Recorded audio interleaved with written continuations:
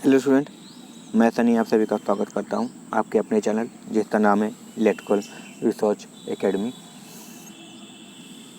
UPPCL टीजी2 previous year question देख रहे हैं। कल एक यूपीआरएनएल का टीजी2 का सेशन हुआ था, कल यूपीपीसीएल टीजी2 का सेशन हुआ है और एक दूसरा ये सेशन, एक तरीके से बोले तो दूसरा डे है यूपीपीसीएल टीजी2 के प्रीवियस ईयर क्वेश्चन का। कल 50 क्वेश्चन देख लिए थे, आज उसी के आगे 50 क्वेश्चन देखते हैं। ठीक है, तो सेशन पसंद आया बाबू तो इसको लाइक शेयर और सब्सक्राइब कर दो यार। ठीक है, सब्सक्राइब कर दो, पहले सब्सक्राइब कर दो, पसंद आए चाहे ना आए, हम तो ये कहेंगे। ठीक है ना, सही है। चलो पहला क्वेश्चन देखते हैं कि ओम के नियम के अनुसार वोल्टेज किसके बराबर होता है। तुमको पता है कि ओम के नियम के अनुसार V बराबर IR होता है। ठीक है, ओम का नियम फॉलो क्यों होता है? सर टेम्परेचर प्रेशर को सर नियत रखिए, उसको नहीं बदलना है। ठीक है, रेखीय परिपथ होना चाहिए और ग्राफ बनाए तो ये बनना चाहिए।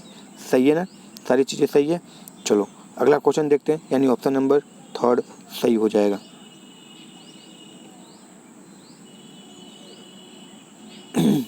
अगला क्वेश्चन देखो,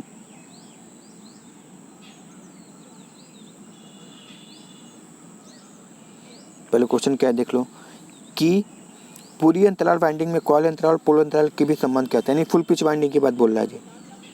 फुल पिच वाइंडिंग में क्या होता है सर? कुछ नहीं होता है। फुल पिच वाइंडिंग का मान 1 हो जाता है, उसके बीच की डिग्री 180 डिग्री होती है और जो पोल पिच होता है वही कॉइल पिच भी होती है, क्योंकि जो प्रत्येक कॉइल होती है वो प्रत्येक पोल के नीचे जाती है। तो जितनी दूरी दो क्रमागत पोलों के बीच में होती है वही दूरी किसके बीच में होती है? किसके? कॉइल के बीच में होती है, इसलिए पोल पिच बराबर कॉइल पिच हो जाती है। ठीक है, चलो अगला क्वेश्चन देखो। ये क्वेश्चन तो पूछने की बात नहीं है, NS बराबर 120F/P, जैसे बोलते हैं पैरासीटामोल, वही दवाई है। ठीक है, कितना होता है 2 पोल के लिए? सर होता है 3000। जब 50 हर्ट्ज हो तब याद रखना। 4 पोल के लिए कितनी होती है सर? 15 हर्ट्ज। देखो 50 हर्ट्ज है, 1500 RPM है, तो 4 पोल हो जाएगा। ठीक है, चलो अगला क्वेश्चन देखो।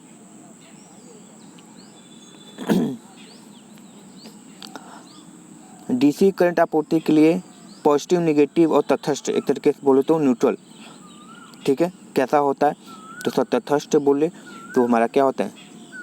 रेड, ब्लू और एक काला होता है, हरा नहीं होता है, हर अर्थिंग का होता है जी। न्यूट्रल का काला होता है, याद रखना। तो काले का पूछा है, इसलिए क्या हो जाएगा? सही है, काला हो जाएगा। कोई दिक्कत है? नहीं सर जी, सही है। चलो अगला क्वेश्चन देखो, अगर अर्थ पूछता तो वो हो जाता। अगला क्वेश्चन क्या पूछ रहा है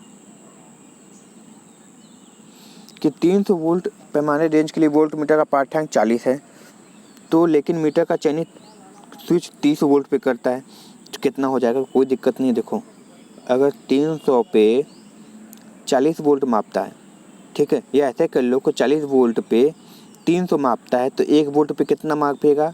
तो सर 300 बटा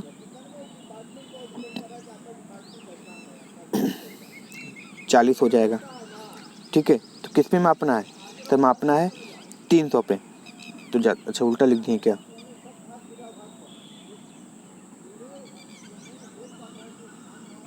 ऐसे देखो 40 वोल्ट के लिए, ठीक है, 300 वोल्ट रेंज के लिए 40 वोल्ट देता है, इसको ऐसे लिखो। 300 वोल्ट के लिए कितना देता है? 40 देता है। ठीक है, तो 30 के लिए कितना देगा? यही निकालना है ना, इसको निकाल देते हैं। तो देखो कितनी बार में गया ये? सर ये गया हमारा 10 बार में। कितनी बार में गया सर? ये 4 बार में गया। ठीक है, तो बचा क्या? एक्स की वैल्यू सर हमारी 4 बची, इसलिए यहाँ पे क्या हो जाएगा? 4 वोल्ट आ जाएगा। ठीक है, इसको रिलेशन होता है, इसको याद रख लो कि जैसे R1/L1 ऐसे करके होता है ना, R1 directly proportional to L1, इसी तरह ये भी होता है। ठीक है, चलो अगला क्वेश्चन देखो। BIS के अनुसार किसी संस्था में पूर्ण लोड पर अधिकतम वोल्टेज ड्रॉप किससे अधिक नहीं होनी चाहिए? ठीक है, संस्थापन में पूर्ण लोड पर अधिकतम वोल्टेज 5, यानी कितना होना चाहिए? अधिकतम ड्रॉप इससे अधिक नहीं होना चाहिए। तो कितना होता है? देखो एक्चुअली हम लोग पढ़ते हैं कितना है? 6%। किसके लिए? लो वोल्टेज के लिए। हाई वोल्टेज के लिए 9%, उससे भी हाई वोल्टेज होता है तो 10%, और जब एकदम हाई वोल्टेज होता है तो 12% का होना चाहिए। ठीक है, 1% जो परमिसिबल वोल्टेज ड्रॉप होता है लाइट फैन सर्किट के लिए वो ये दे दिया है, मगर ये 3% कैसे दिया है हमको नहीं समझ में आया, क्योंकि अधिकतम होता तो हम तो ये बोलते हैं ठीक है, कि 5% से ज़्यादा नहीं होना चाहिए। सही है ना? तो ये हमको थोड़ा दिक्कत लग रहा है, मगर तुम लोग देख लेना, अगर सही होगा तो कमेंट कर देना कि सर वो सही था, 3% ही होगा। ठीक है ना? चलो अगला क्वेश्चन देखो, क्योंकि जो पढ़े भाई कॉन्सेप्ट नहीं बदल जाएगा ना, वही कहानी। देखो पावर फैक्टर क्या होती है, तो सर पावर फैक्टर हमारी क्या होती है, पावर फैक्टर बराबर हमारी होती है ट्रू पावर बटे अपेरेंट पावर। ठीक है, तो यही लिखा है, यथार्थ शक्ति मतलब वास्तविक शक्ति बटे सापेक्ष यानी अपेरेंट पावर। ठीक है, तो इसका सही आंसर क्या हो जाएगा, ऑप्शन नंबर ए। सही है, या कभी कभी किलोवाट बटे केवीए भी लिख देगा तो कोई दिक्कत नहीं है। चलो, स्टार्टिंग और रनिंग वाइंडिंग के बीच में कितना फेज अंतर होता है, हमको पता है कि अगर स्टार्टिंग और रनिंग वाइंडिंग है तो ये स्टेटर पे होते हैं, स्टेटर पे होते हैं और वैद्युतिकीय रूप से 90 डिग्री होता है, यांत्रिक रूप से नहीं जी, वैद्युतिकीय रूप से 90 डिग्री पे होता है। ठीक है, इसको याद रखना, 90 डिग्री होता है, और दोनों किस पे होते हैं, स्टेटर पे होते हैं। सही है। चलो,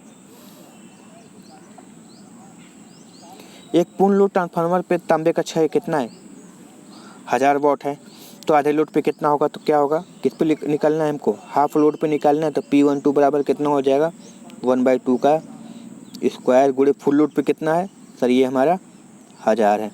ठीक है, अगर ये करेंगे तो 1/4 हो जाएगा, 4 से 1000 को काटेंगे तो कितना आ जाएगा, सर 250 आ जाएगा, इसलिए 250 हमारा वाट आंसर सही हो जाएगा। सही है। चलो अगला क्वेश्चन देखो, मूविंग आयरन इंस्ट्रूमेंट किस पे काम करता है, तो सर मूविंग आयरन इंस्ट्रूमेंट हमारे AC DC दोनों पे काम करता है। इसका स्केल सर नॉन लीनियर होता है, या बोल लो नॉन यूनिफॉर्म होता है। ठीक है, ये क्या होता है, कॉस्टली नहीं पड़ता है, मतलब ये थोड़ा सस्ता पड़ता है। ठीक है, ये सब चीज़ें याद रखना, और इसमें मेंटेनेंस भी कम होती है। वही तुम्हारी जो केवल DC पे काम करता है वो कौन सा होता है, परमानेंट मैग्नेट मूविंग कॉइल, जिसकी स्केल यूनिफॉर्म होती है। ठीक है ना? चलो अगला क्वेश्चन देखो, सीसा संचायक बैटरी, सीसा क्वेश्चन छुप गया क्या, आवेशित सीसा संचायक बैटरी जब पूर्ण आवेशित होता है तो कितना होता है, 1.28 बोलते हैं इसको। ठीक है, तो अगर इसको हटाते हैं परसेंट में तो कितना हो जाता है, 1280 होता है, और पूरा जब डिस्चार्ज होता है तो कितना रहता है, 1.18, या कभी कभी इसको ऐसे लिखिएगा 1180। सही है, इसको याद रखना। चलो अगला क्वेश्चन देखो,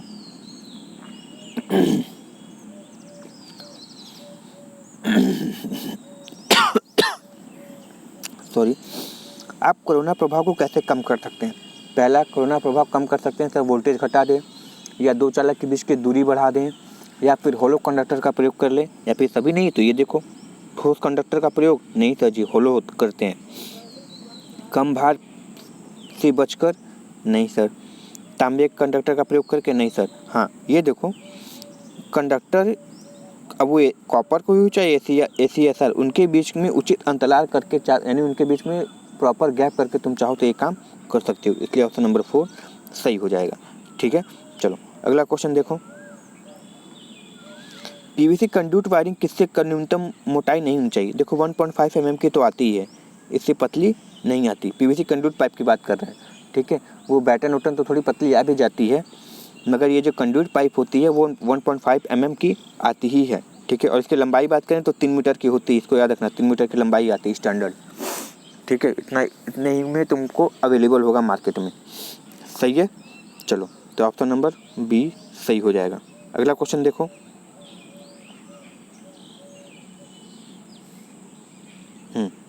RCC पुल का प्रयोग, RCC पुल का प्रयोग कितने लाइन में कितने केवी तक करते हैं। तो सर RCC पुल का प्रयोग अधिकतर हम क्या करते हैं, गांव देहातों में करते हैं, रूरल एरिया में। और ये सॉरी गांव देहात बोले, वो तो उसका करते हैं ना, क्या बोलते हैं, वुडन पुल का। RCC पुल का अधिकतर घरों डिस्ट्रीब्यूशन में प्रयोग किया जाता है। RCC पुल का अधिकतर याद रखना डिस्ट्रीब्यूशन में प्रयोग किया जाता है, और वो कितना होता है सर, 11 केवी तक होता है RCC वाला। ठीक है, सही है। और इसके स्पैन की बात करें तो कितनी होती है, तो इसकी स्पैन जो होती है वो होती है 80 से लेके 120 मीटर तक होती है, दो पोलों के बीच की दूरी। ठीक है, याद रखना। और वुडन पोल के लगभग 50 मीटर होती है। ठीक है, और वो लगभग 1 केवी तक, उससे अधिक वो नहीं झेल सकता वुडन वाला। सही है ना। चलो अगला क्वेश्चन देखो, सजावटी प्रकाश के लिए किस लाइटिंग का प्रयोग करते हैं। तो हम तुमको बहुत बार बताएं, ड्रम स्विच, ड्रम स्विच देखे होगे जब बारात और पहले निकलती थी, अब तो LED वाली आ गई। पहले जो 100 वाट की सूर्य बल्ब वाली बारात आती थी तो पीछे देखते थे वो कुछ घूमता रहता था, ठीक है, जनरेटर के पास में, उसी को ड्रम स्विच बोलते हैं। वो जैसे जैसे घूमता तो उस पैटर्न के हिसाब से क्या होती थी, बल्ब जलती थी। सही है ना। चलो अगला क्वेश्चन है, करंट ट्रांसफार्मर क्या है तुम्हारा? तो सर करंट ट्रांसफार्मर हमारा स्टेप अप ट्रांसफार्मर है। क्यों? क्योंकि जो सर करंट ट्रांसफार्मर होता है वो क्या करता है, हाई करंट को लो करंट में कन्वर्ट करता है। और जब कोई भी चीज़ लो करंट में होती है तो यहाँ पे वोल्टेज क्या हो जाती है, उच्च होती है, यानी सेकेंडरी पे क्या मिलेगी, उच्च वोल्टेज मिलेगी। तो ये कौन सा हो जाएगा हमारा, स्टेप अप ट्रांसफार्मर। और ये हमारी पोटेंशियल ट्रांसफार्मर जो होती है स्टेप डाउन ट्रांसफार्मर होती है। ठीक है, चलो अगला देखो, इसको बताने की जरूरत नहीं है। CFL का फुल फॉर्म क्या होता है, कॉम्पैक्ट फ्लोरोसेंट लैंप होता है। ठीक है, ये याद रखना। ये जो तुम वाइज पढ़ते हो, बेंच वाइज होता है, ठीक है, या फिर क्लैंप वाइज होता है, ये किसके आकार पे डिज़ाइन किया था? जैसे हथौड़ा होता है तो जॉ का कैसा आकार है, ठीक है, प्लस उसका भार कैसा है, उस हिसाब से मार्केट में अवेलेबल होती है। उसी तरह वाइज जो होती है हमारी, जबड़े का आकार कैसा है, यानी जिसमें जो तुमको वर्क पीस फंसानी है उसका आकार कैसा है, उस हिसाब पे डिज़ाइन होती है। बहुत सी क्या होती है, तुमको बेंच पे कसी होती है, बहुत सी दीवार में कसी होती है, तो उस हिसाब से वो डिज़ाइन की जाती है। तो नाम उसी के हिसाब से पड़ता है। जैसे बेंच वाइज है तो बेंच पे कसी होगी, ठीक है। अधिकतर तुम ITI वाले कॉलेज में तुम देखे होगे, पढ़े होगे, तो सही है। तो क्वेश्चन का लेवल सही लग रहा है, लेवल क्या पूछा गया है तो लेवल कैसा, ठीक है। तो सब्सक्राइब कर देना जरूर और लाइक से तो कर ही देना। मिक्सर ग्राइंडर में किसका प्रयोग करते हैं, या सिलाई मशीन में किसका प्रयोग करते हैं, ठीक है। तो इन सब जगह सर हम यूनिवर्सल मोटर करते हैं, क्योंकि सर ये AC DC दोनों पे चल जाता है, मगर DC में सेंसिस की दक्षता कम हो जाती है, ठीक है, इसकी स्टार्टिंग टॉर्क उच्च होती है। चलो अगला क्वेश्चन, सीसा संचायक बैटरी में किसका प्रयोग करते हो? तो सर सीसा संचायक बैटरी में हम इलेक्ट्रोलाइट के रूप में सल्फ्यूरिक अम्ल यानी H2SO4 का प्रयोग करते हैं, ठीक है। अमोनियम क्लोराइड का कहाँ प्रयोग करते हो? तो सर अमोनियम क्लोराइड का प्रयोग होता है डैनियल सेल में, ठीक है। ये सब चीज़ याद रखना, पूछे जाते हैं, ठीक। अग्नि अलार्म प्रणाली के भाग क्या क्या हैं? तो अग्नि अलार्म प्रणाली के भाग क्या क्या हैं? जो फायर अलार्म होते हैं उसमें क्या क्या चीज़ें होती हैं? पहला धुआं और उष्मा डिटेक्टर, धुआं कहीं और उष्मा निकल रहा है तो वो करेगा। बेल होती है, डीकैम पैनल होती है, अलार्म पैनल होता है, बैटरी होती है, सभी चीज़ें इसमें पाई जाती हैं, ठीक है। इसलिए ऑप्शन नंबर 2 सही हो जाएगा। चलो अगला क्वेश्चन देखो क्या पूछ रहा है। अगला क्वेश्चन है,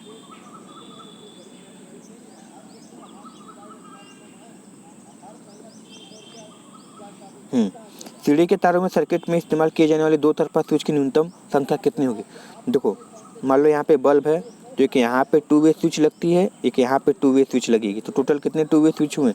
2 2 वे स्विच हुई, ठीक है। अगर 3 जगह से करना है तो 2 2 वे स्विच होती है और एक क्या होती है, एक इंटरमीडिएट स्विच होती है, यानी टोटल 3 स्विच की आवश्यकता पड़ती है, ठीक है। इसलिए ऑप्शन नंबर 2 सही हो जाएगा। चलो अगला क्वेश्चन देखो, नियॉन संकेतक ट्यूब की अधिकतम लंबाई कितनी होती है?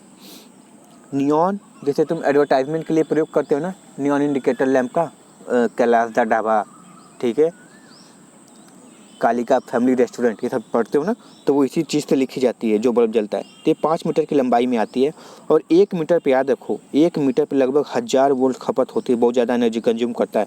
तो 5 मीटर पे कितनी हो जाएगी, 5000 वोल्ट, यानी 5 kV तक भी ये खपत कर सकता है, ठीक है। जिसको याद रखना, बहुत खर्चीला होता है, मगर क्या है, पैसे के लिए करना पड़ता है। आएंगे लोग कैसे, इसी तरह आएंगे। देखो फिर वही कहानी है, 4 पोल 50 हर्ट्ज के लिए वो उल्टा क्वेश्चन करके पूछ दिया तो इस बार उल्टा कर दिया। यानी ये देखो क्रीम है, बोले ना पैरासिटामॉल है, 2 से 3 सवाल पक्के आते हैं, तो 1500 RPM हो जाएगा। NS बराबर 120F/P। चलो अगला क्वेश्चन है, किन्हीं में से कौन सा प्रयोग मोटर छत के पंखे में करते हैं? तो जो देखते हो जो सीलिंग फैन में प्रयोग करते हैं हम, एक ऐसा कैपेसिटर लगा होता है जो लगातार जुड़ा होता है, उसको अलग नहीं करते सेंट्रीफ्यूगल स्विच के द्वारा, ठीक है।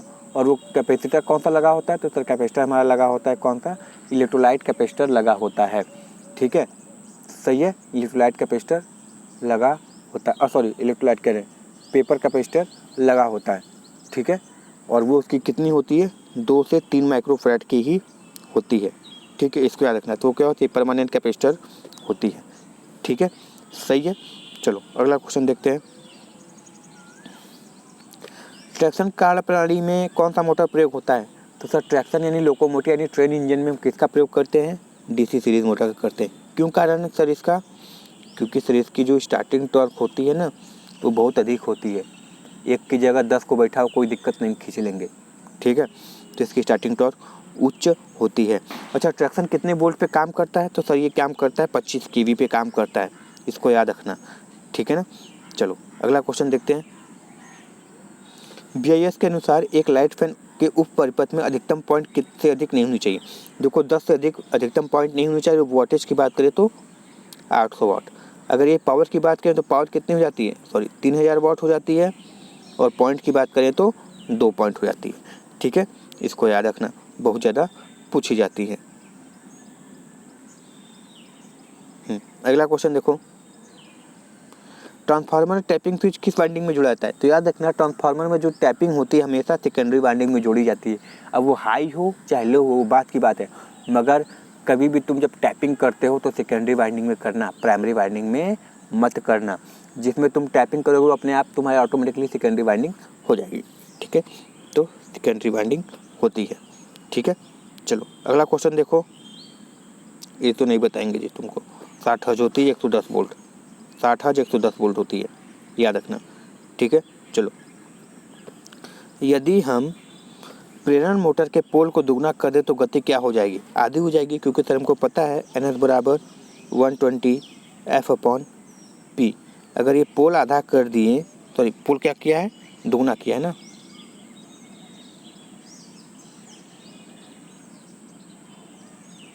अगर पोल को हम दोगुना कर दें तो NS क्या हो जाएगी? आधी हो जाती है, गति आधी हो जाएगी। ठीक है, चलो अगला क्वेश्चन देखो। 3 फेज प्रणाली में वाइंडिंग कॉइल के बीच का अंतर कितना होता है? 3 फेज होगा तो याद रखना 120 डिग्री होगा। 2 फेज है तो कितना हो जाएगा सर जी? 90 डिग्री होगा। ये सब सभी क्या है? वैद्युतिक कोण होते हैं, और आगे होगा इस हिसाब से बढ़ता रहता है। चलो कॉर्क स्क्रू नियम का प्रयोग क्यों करते हैं? तो सर कॉर्क स्क्रू नियम का प्रयोग इसीलिए करते हैं क्योंकि वो बल की चुंबकीय रेखा को पता करते हैं कॉर्क स्क्रू नियम से। ठीक है, एंड रूल से क्या पता करते हैं? एंड रूल से ये पता करते हैं कि मान लो कोई परिनालिका है तो उसके दोनों साइड में वो नॉर्थ पोल है कि साउथ पोल है, वो एंड रेल का प्रयोग किया जाता है। ठीक है, ये सब सारी कहानी होती है। तो बल की चुंबकीय रेखा ज्ञात करने के लिए हम कॉर्क स्क्रू नियम का प्रयोग करते हैं। ठीक है, चलो अगला क्वेश्चन है। मध्यवर्ती स्विच का प्रयोग सीढ़ी के वायरिंग में किया जाता है, जहां एक लैंप को कितने जगह से? 3 या उससे अधिक। देखो 2 2-वे स्विच का प्रयोग कर रहे थे तो 2 जगह से कर रहा था। अब वहीं तुम इंटरमीडिएट लगा देते हो तो 3 स्विच का प्रयोग, सॉरी 3 जगह का प्रयोग करो या 4 जगह का प्रयोग करो, उस हिसाब से बढ़ते रहते हैं। मगर कम से कम अगर एक इंटरमीडिएट स्विच आ गया तो तुमको कम से कम 3 जगह से कंट्रोल तो करना ही पड़ेगा। ठीक है, इसलिए 3 या और उससे अधिक जगह पे हो सकता है। चलो टर्बो अल्टरनेटर बात करें या फिर थर्मल पावर प्लांट की बात करें, इसमें जो तुम्हारी अल्टरनेटर लगी होती है उसकी रोटर कैसी होती है? तो उसकी रोटर सर होती है नॉन सैलिएंट बोल लो या सिलेंड्रिकल बोल लो। ठीक है, इसकी अक्षीय लंबाई अधिक होती है। ठीक है, और व्यास कम होता है। ये हल्ला कम करता है, इसकी स्पीड ज़्यादा होती है, पोलों की संख्या कम होती है। ठीक है, ये सब सारी बातों को याद रखना, यही तो बीसी में तो घुमा के पूछेगा तुमसे। सही है ना। चलो देखो अपने हिसाब से सारे क्वेश्चन करा रहे हैं जी। अगर तुमको सेशन पसंद आ रहा है तो इसको लाइक शेयर और सब्सक्राइब जरूर कर देना। ठीक है, चलो बिजली की गति की बात किया है। अरे यार, बिजली की गति हमको पता है, बिजली की गति कितनी होती है? 3 × 10⁸, मगर क्या मीटर पर सेकेंड होता है। ठीक है, तो ये होता है, मगर ये क्या लिखा है पता है? ये गलत लिख दिया है, इसको लिखना चाहिए था माइल पर सेकेंड। ठीक है, अगर माइल में कन्वर्ट करते हैं तो 1.6 समथिंग होता है, 1 माइल में 1.6 किलोमीटर लग समथिंग होता है। ठीक है, तो यहाँ पे ये गलत हो जाता है, इसलिए यहाँ माइल पर सेकेंड होना चाहिए था 186। ठीक है ना, सही है। चलो अगला क्वेश्चन देखें। डीसी जनरेटर किसके सिद्धांत पे? एक ही है हमारे फराडे चाचा। ठीक है, जो पूरे मोटर को कवर किए हुए हैं, पूरे मैग्नेट को कवर किए हुए हैं। ठीक है, तो हमारे फराडे, अब एसी के डीसी सभी में फराडे चाचा आते हैं। ठीक है ना, चलो हो गया ये।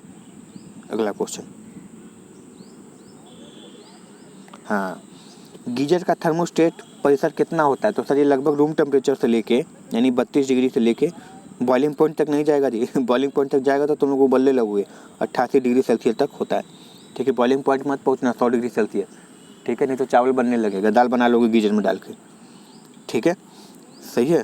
और जैसे कोई काम उम पड़ा, अधिक लोगों को खाना चाहिए तो 25 लीटर 20 लीटर के आते ही हैं, उसमें तुम लोग दाल डाल दिए, चावल डाल दिए, मस्त खिचड़ी बना के बांट दिए सबको, तो ऐसा मत करना, सही है। चलो, हाई स्पीड इस्पात में कार्बन की मात्रा, मतलब इस्पात नहीं होता, उसमें कुछ ना कुछ तुमको कार्बन डालना पड़ता है, जिससे क्या होती है, उसकी मजबूती और बढ़ जाती है। जहाँ पे कार्बन का थोड़ा परसेंटेज मिला देते हैं, उस लोहे की मजबूती और बढ़ जाती है, ठीक है। तो इसमें ज़्यादा नहीं, 0.7 से लेके 1% तक ही कार्बन मिलाते हैं, ज़्यादा नहीं मिलाते। जैसे सिलिकॉन स्टील में सिलिकॉन जो होती है 2 से 3% मिलाते हैं, वही कहानी इसमें करते हैं, ठीक है, सही है। तो इसका आंसर ये हो जाएगा। अगला क्वेश्चन देखो, पढ़ो। फ्लैशर बल्ब का प्रयोग क्यों किया जाता है? तुम जानते हैं फ्लैशर बल्ब का प्रयोग सर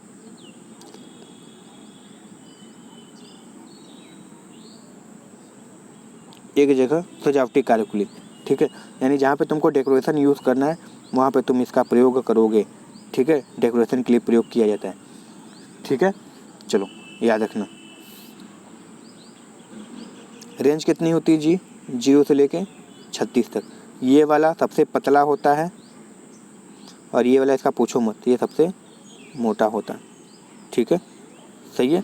एक सबसे पतला होगा तो दूसरा सबसे मोटा होता है, ठीक है, सही है ना। चलो, तो इसलिए 0 से 36 रेंज होती है। अमेरिकन वायर गेज भी होता है, इसका full form standard wire gauge होता है, और AWG का अमेरिकन वायर गेज। चीनी मिट्टी क्या है? विंतवाहक। विंतवाहक को क्या बोलते हैं सर? विंतवाहक को बोलते हैं हम इंसुलेटर।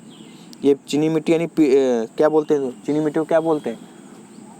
पीजोइलेक्ट्रिक मटेरियल बोलते हैं, ठीक है, सॉरी पोर्सलिन बोलते हैं। चीनी मिट्टी को पोर्सलिन बोलते हैं, और पोर्सलिन मिल बना कैसे होता है? फेल्सफर, कॉलिन और क्वार्ट्ज से, ठीक है। ये सब चीज़ें याद रखना, ठीक है, जो कि पीजोइलेक्ट्रिक मटेरियल के अंतर्गत ही लगभग आते हैं। ये सब ट्रांसड्यूसर ही एक तरीके से है, सॉरी ट्रांसड्यूसर बोल रहे हैं, एक तरीके से क्या है, ये सब इंसुलेटिंग मटेरियल ही है, ठीक है। चलो अगला देखो। ट्रांसफार्मर में कोई क्षय नहीं हो रहा है, कोई लॉस नहीं हो रहा है, ठीक है, सब बढ़िया से काम चल रहा है, तो ये कौन होता है? इसको राम राज्य बोलते हैं। राम राज्य मतलब आदर्श ट्रांसफार्मर, ठीक है। चलो अगला देखो। सीरीज मोटर में IL की करंट किसके बराबर होगी? सीरीज मोटर में IL की करंट किसके बराबर, यानी सीरीज मोटर में लोड करंट किसके बराबर होगी? तो डायग्राम देख लो, समझ में आ जाएगा। ये हमारा आर्मेचर लगा है, ये हमारा फील्ड वाइंडिंग है, सॉरी ये सीरीज फील्ड है, और ये फील्ड है, आर्मेचर फील्ड। देखो आर्मेचर करंट जो निकला वही सीरीज फील्ड है। यहाँ से एक चीज़ हटाते हैं,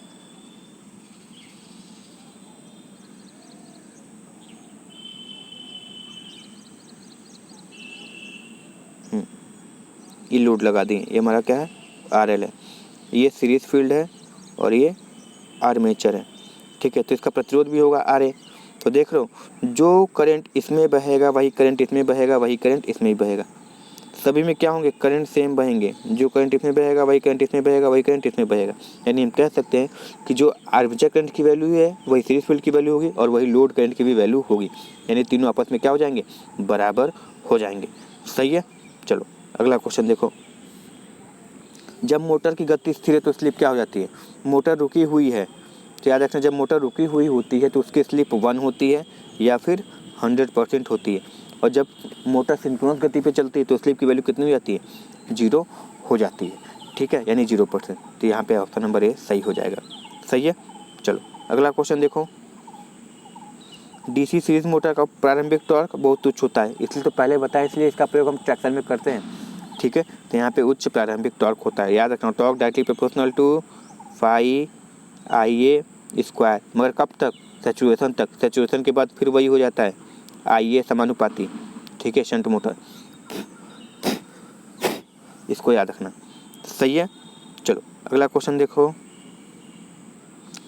डायरेक्ट लाइटिंग व्यवस्था में किसी वस्तु पर कितनी रोशनी पड़ती है? डायरेक्ट लाइटिंग व्यवस्था में किसी वस्तु पर लगभग 90% पड़ती है। ठीक है, जैसे तुम नीचे प्लेट रखे हो तो पूरी की पूरी उसकी रोशनी लगभग 90% तुम्हारी प्लेट पे जाएगी, 10% ऊपर जाती है। और इनडायरेक्ट में 90 ऊपर जाती है, 10 नीचे आती है। तो ये सब सारी कहानी याद रखना। ठीक है, तुमको रगड़ा जाएगा कहीं ना कहीं से, तो यहाँ पे 90 सही हो जाएगा। ठीक है, चलो अगला क्वेश्चन देखो। जनरेटर की बॉडी किससे बनी होती है? चलो, जनरेटर की बॉडी हमारी कास्ट आयरन की बनी होती है या कास्ट स्टील की बनी होती है, जिसको ढलवा लोहा या ढलवा स्टील बोलते हैं। कास्ट आयरन छोटे मशीनों के लिए, कास्ट स्टील बड़े मशीनों के लिए होती है।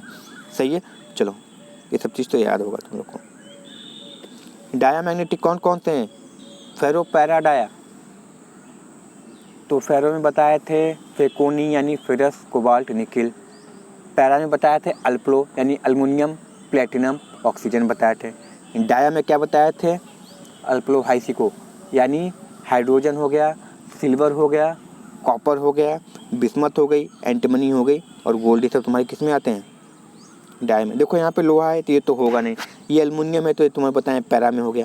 ठीक है, ये लोहा है तो फेरोमैग्नेटिक में हो गया। तो बचा क्या तुम्हारा? एक ऑप्शन से पकड़ के भी मार सकते हो, याद करने की जरूरत ही नहीं थी। ठीक है, अगर फेरोमैग्नेटिक याद होता तब। तो यहाँ पे ऑप्शन नंबर ए सही हो जाएगा। चलो अगला क्वेश्चन देखो। किस स्टार में 3 संकुचक और एक टाइमर का प्रयोग किया जाता है? टाइमर बोल दिया यानी सर ऑटोमेटिक, तो ऑटोमेटिक होगा तभी ना, तो ऑटोमेटिक स्टार डेल्टा का प्रयोग किया जाता है। ठीक है, टाइमर लगा होता है इसलिए तो वो ऑटोमेटिक हुआ। ठीक है ना, चलो तो देखो आज का लास्ट क्वेश्चन करते हैं। 50 क्वेश्चन आज भी कराए हैं तुमको, मगर बाबू सेशन पसंद आए तो इसको लाइक शेयर किया करो यार। सब्सक्राइब नहीं करते हो, देखो सबसे बड़ी बात है सब्सक्राइब बढ़ाओ कि हम भी आए हैं ताव से पढ़ा के जाए। ठीक है, चलो लास्ट क्वेश्चन देखो। चुंबकीय अभिवाह की इकाई क्या होती है? चुंबकीय फ्लक्स की इकाई क्या होती है हमारी? सर वेबर होती है। ये किसकी होती है? हेनरी इंडक्टेंस की। सर ये चुंबकीय फ्लक्स घनत्व की होती है। ये वेबर मीटर किसकी होती है? फाई एल किसी की नहीं होती है। ठीक है, चलो सही है। तो आई होप समझ में आ गया होगा। और ये सेशन पसंद आए बाबू तो इसको लाइक कर दो यार, शेयर कर दिया करो। और चैनल पर नहीं तो इसको सब्सक्राइब बढ़वाओ यार, सब्सक्राइब तो लोग नहीं बढ़वा रहे। ठीक है, जो कि डेली 1-1, 2-2 लेक्चर ला रहे हैं। ठीक है, और दोनों को ध्यान में रखते हैं। ये नहीं कि टेक्निकल पढ़ लिया कंप्यूटर फेल हो गया तो कोई मतलब नहीं है, इसलिए कंप्यूटर पे भी ध्यान दिए हुए हैं। ठीक है, बोल रहे इतना क्वेश्चन लगा लो तुम्हारा आराम तो हो जाएगा। चलो ठीक है, मिलते हैं नेक्स्ट वीडियो में। Thank you very much and all the very best.